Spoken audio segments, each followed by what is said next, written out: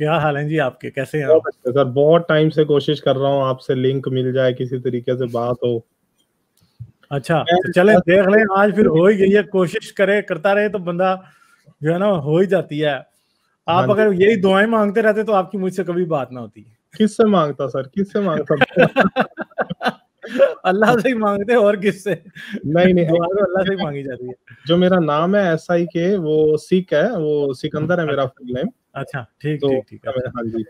अच्छा, मेरे को एक तो अभी जैसे आपने PK मूवी का बोला ना, मैं हम्म। ये एक तो इस पे मैं ये बोलना चाहूंगा कि कोई भी एक्टर हो, ठीक है, इन्होंने मूवी बनाई PK की, और एट द एंड क्या ये फॉलो तो अपने फिर भी अपने रिलीजन को ही करेगा, आमिर खान, ठीक है ना, हम्म। चाहे बना दे उसके उसमें कुछ भी कर ले, लेकिन ये उस चीज से बाहर निकल ही नहीं पाएंगे।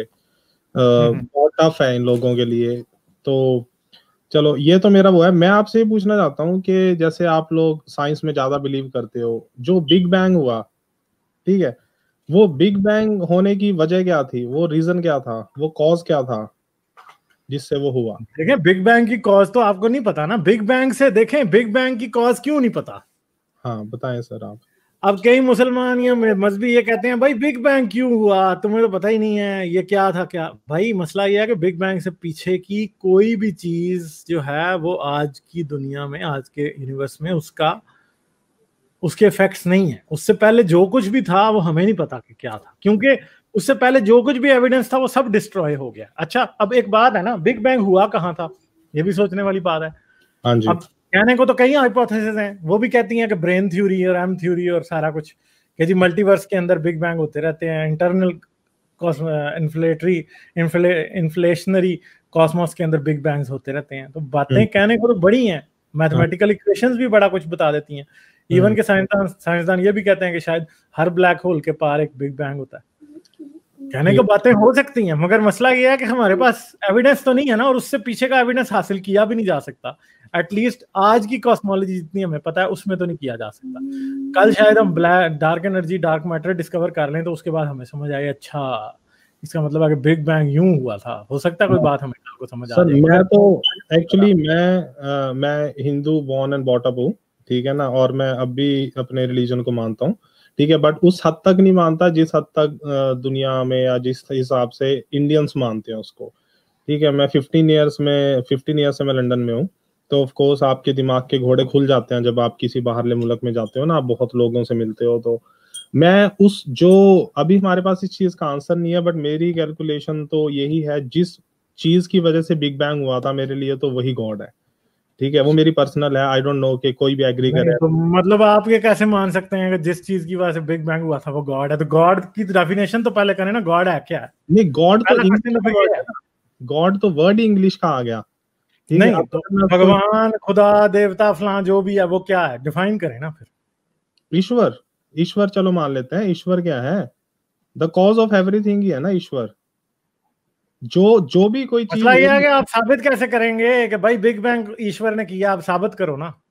नहीं, तो बिग बैंग हुआ है इस नहीं, आप चीज साबित किए बगैर कैसे ये कह सकते हैं कि हाँ भाई जिसने भी बिग बैंग किया वो ईश्वर है? आपको पता ही नहीं है जिसने बिग बैंग किया।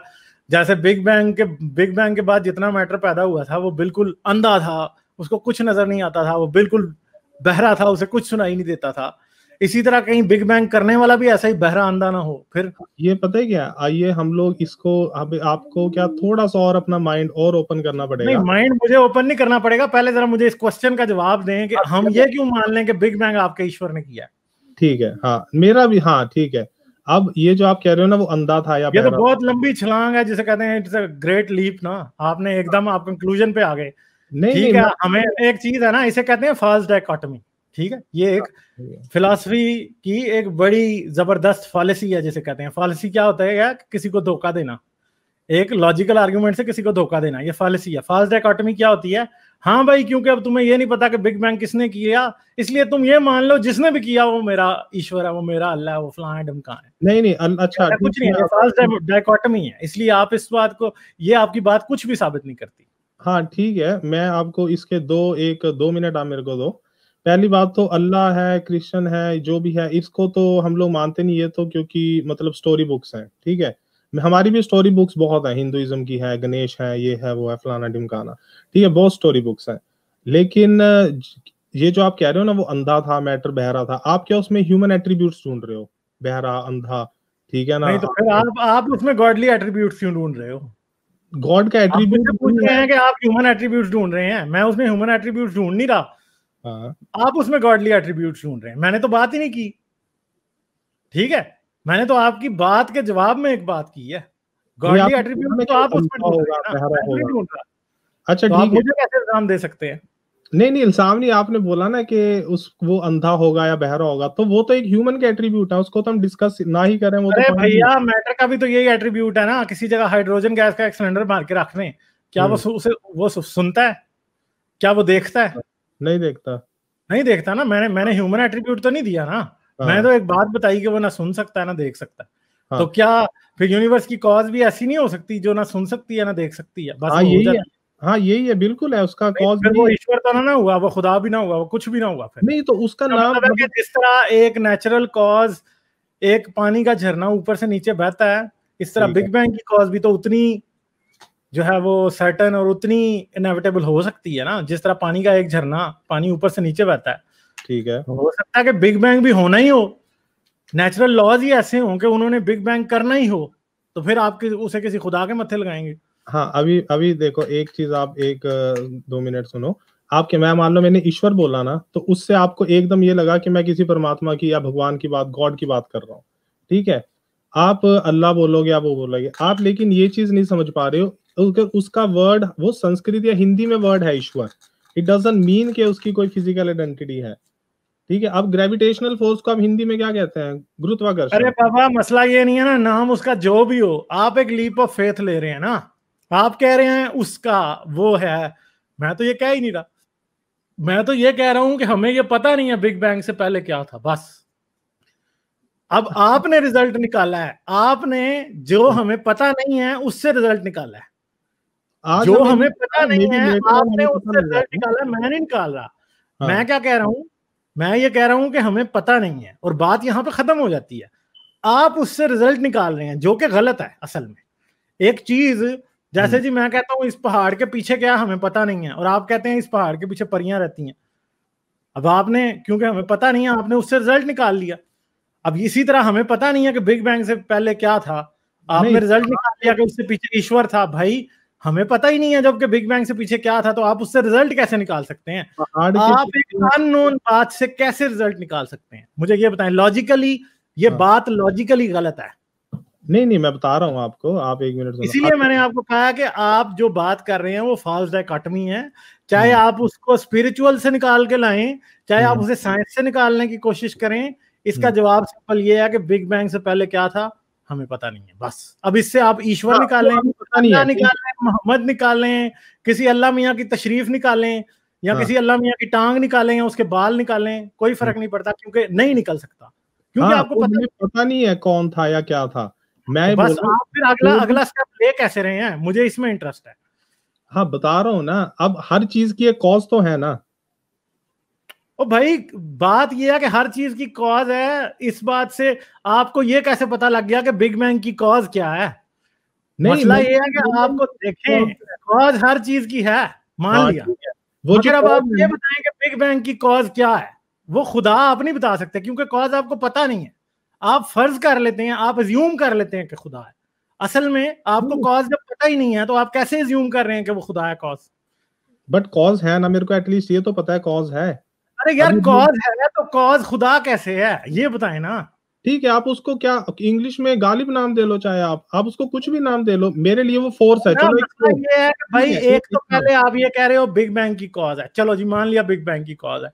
अब हाँ आप ये कह रहे हो कि बिग बैंग की कॉज है, आपको उसका पता है, और वो कॉज खुदा है।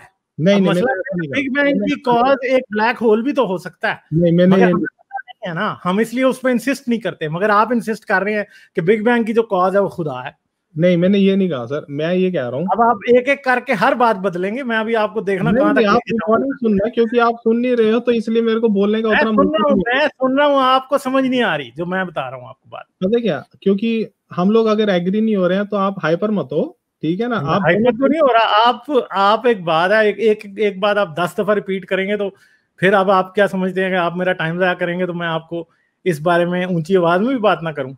मसला यह है कि आप उस वक्त के इधर ही अटके हैं। मैंने आपको कहा कि बिग बैंग की कॉज, आपने कहा बिग बैंग की कॉज है, आपने सिर्फ ये फर्ज कर लिया कि बिग बैंग की कॉज है और फिर आप कह रहे हैं कि वो कॉज खुदा है। भाई क्यों वो फोर्स है ना, चलो आप कॉज छोड़ो, वो जो फोर्स है ना जिसकी वजह से बिग बैंग हुआ है वही खुदा है, वही मैं मानता हूँ ये, ठीक है। मे बी आप नहीं एग्री करते, दैट्स फाइन। ये आप मानते हैं ना, ये प्रूव तो नहीं हो सकता ना। प्रूव कैसे करोगे आप? खुदा को प्रूव ही नहीं कर सकते। वही तो मैं कह रहा हूँ ना, आप नहीं प्रूव कर सकते तो फिर आप अज्यूम कैसे कर रहे हैं? अच्छा, आप उसके ऊपर देखें, जिस जगह पे मिट्टी होगी उधर ही पौधा लगाओगे ना, इधर मिट्टी नहीं है, पौधा कैसे लगाओगे?